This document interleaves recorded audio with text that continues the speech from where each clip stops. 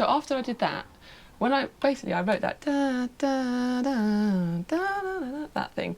I wrote that first, got that down, and then once I knew that I had the second chorus, which is kind of where it starts to build, then I could kind of work either side of that. I needed to get that because that's the kind of linchpin of the beginning, and it's the crossroads for the personality of this track.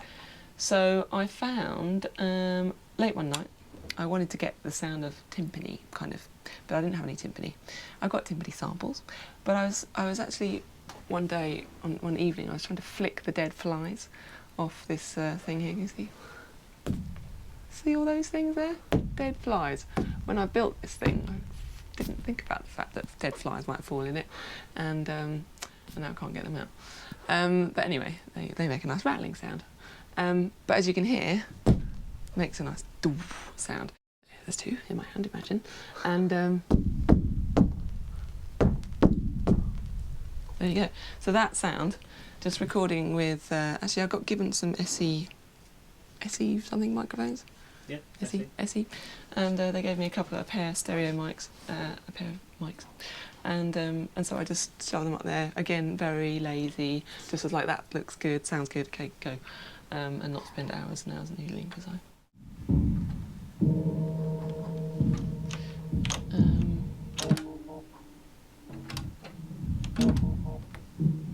that is a mixture of that thing. Sounds like some, I don't know.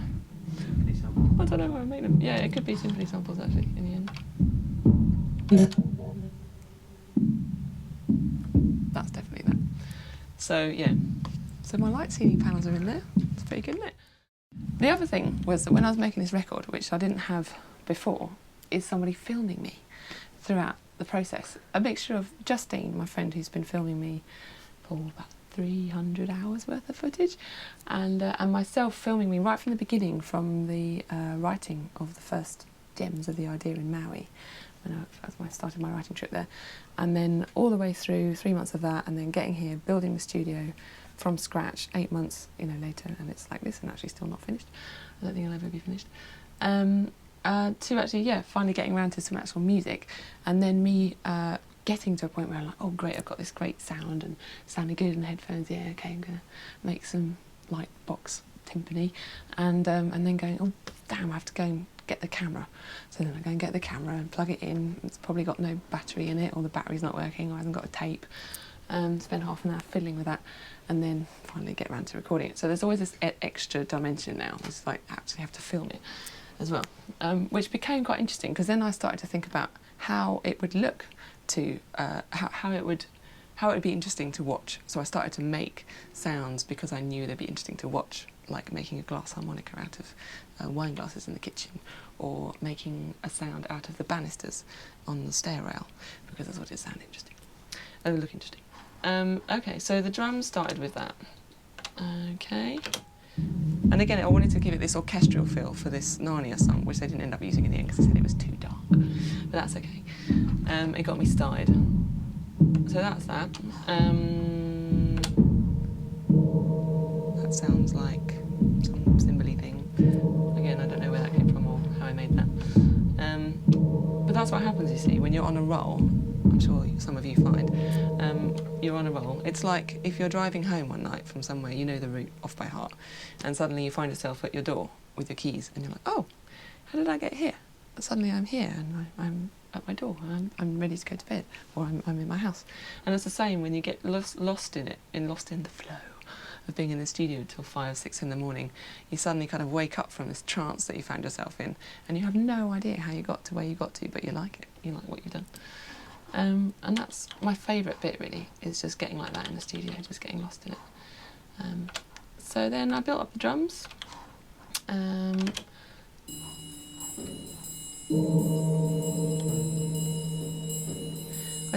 don't use MIDI. Lots of strange percussion. I don't really use MIDI. As far as programming wise, I usually just take one sample, bring it into Pro Tools, just play it into Logic, bring it into Logic, Pro Tools digitally, and then program it all on the grid, which takes a very long time. But I like doing it that way because MIDI is always a little bit out, and I would always end up bringing it in, going, oh, that's 2 samples out, I'll have to move that around. So I end up moving it around anyway, so I might as well just do it from scratch. And I like actually playing with the audio. I like, you know, because you get more involved with it, I think, when it's audio rather than MIDI, because you can't sculpt it so much. I think I like it because you can instantly do it and it becomes something new instantly, and I like that rather than kind of things which could crash and not be that anymore. But it's kind of like instantly changing, and you're kind of stuck with what you've got there, and you've made a decision, you know, and that's what you've got, and I really enjoy that. I'll play you the drums all together. I love programming drums. It's great fun. So it starts off just like that kind of quite brooding, you know, timpani thing. So far all the drums are from real sound sources that you're recording with microphones? A mixture. There's these, there might be things in there like, you know, I can't remember, but actually Justine will be able to remind me because she's filmed it, most of it. But it's all in such a flurry, I don't really remember. But I will have most likely recorded some drums in there. And certainly the cymbals, I like to just crash around and get the different velocities and make it, I like the sound of the room and stuff. So I will have put those in there. But by the time I've put them in, they won't sound like real drums. But I just know that they were, and that makes me feel good.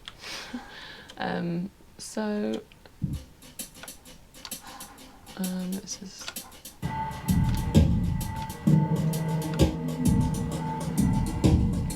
Something here says Korg EMX, which makes me think that I must have made that sound on the Korg EMX. As you can hear, mostly it's just one sound gridded and going through a delay and through I think it's just a group. Oh, a doubler. I like doublers. It's a cheat way of making something sound a little bit more interesting. Okay, so.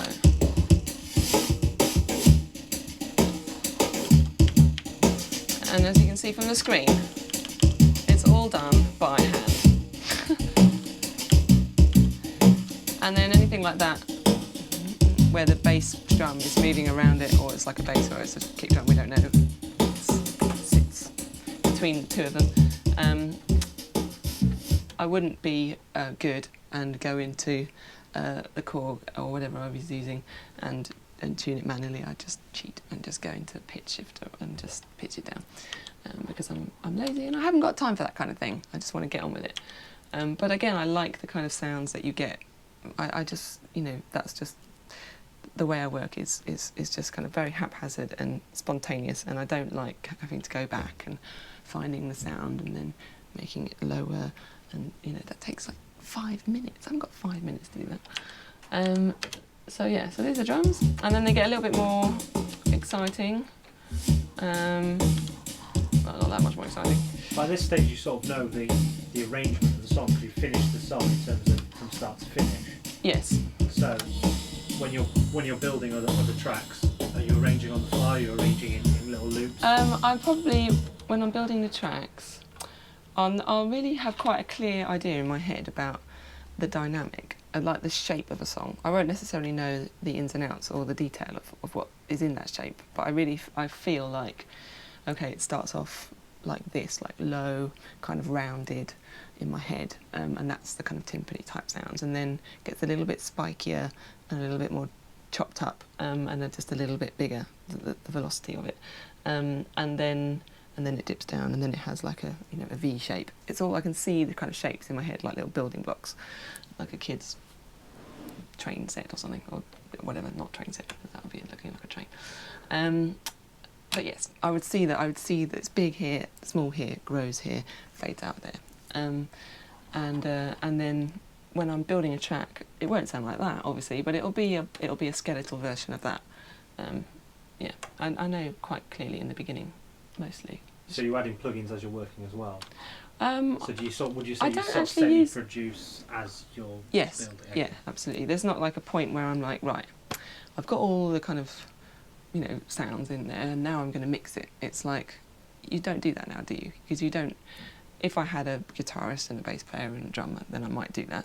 But because you've just got your core sound and then you work on it afterwards. But because it's all being shaped as you go along, you just, each part that comes in, it fits with all of the rest of it, and you just mix as you go. So yeah, there's not that kind of, now, okay, girl, now we do a month of mixing, and then everybody knows that after that month it's finished.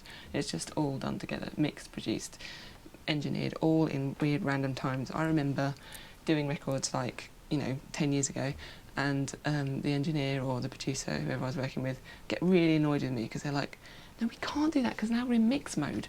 We can't go because they'll just have to mess everything up. I'm like, can't we just find a channel and just like, they're like, oh, okay. But now we don't have to worry about that because I've got endless channels, and it doesn't matter anymore. It's great. It's really fluid. So you've really found your home working like this, would you say? Yeah, I mean, it's going to be it was a natural progression. But yeah, the minute that I kind of discovered, hard disk recording, of course, I was straight on it because it was much cheaper than buying a 2-inch deck, reel to reel, which I would never have been able to afford. And yeah, as soon as you kind of realised, you can mix inside a computer and you don't need a big desk anymore, then it became viable to have my own studio. And so from the age of, I went to a school and I learned about technology, music, like engineering and that kind of stuff. I did just a BTEC in it at the Brit School, and then I went on, and then I went straight into a studio at Rondor Studios, which is my publishing house at the time in Parsons Green, and they had Cubase there, I think. But I've been learning on Logic at Brits, or the other way around, I can't remember. Anyway, when I discovered Pro Tools, which was quite early on, I was like 19 or 20, I was there.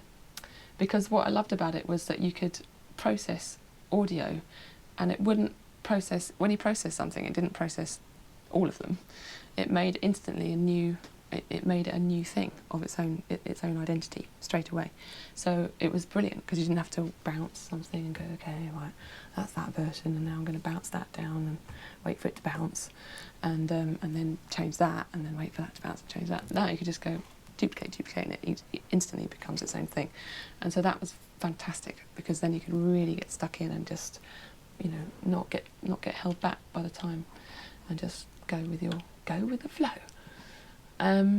Okay, so then drums I have, and then after that, I thought I'd go a bit more lo-fi, so I went and got my whirly. Where is it? So imagine that I have a whirly in my hand. It's a plastic whirly, pink and white striped. And one night I think it was the same night, possibly, maybe, that I had the old, SE mics up for miking the light panels. Because probably I was feeling very lazy, so I just put one slightly over there, and probably didn't change very much. And then spun the whirly around a few times, and toyed with that, which ended up sounding like, let's see if I can find it. Here we go. That's actually called whirly, which is quite very helpful.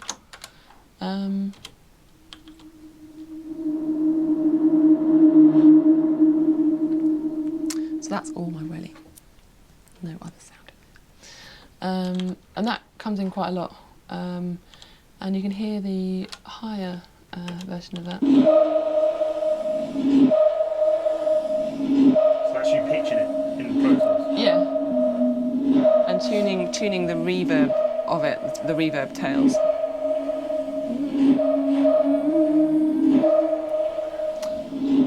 And that, it's probably just like a nanosecond of one part of the reverb reversed and done something, I don't know. Can't remember. But that's all whirly, because it says it is. And I really like that. So that goes in very nicely with the drums.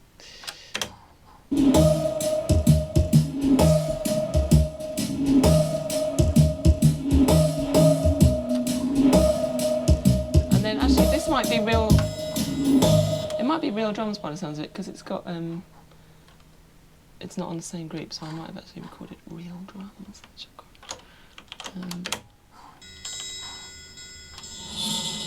Tune down. Actually, no, that doesn't sound like that.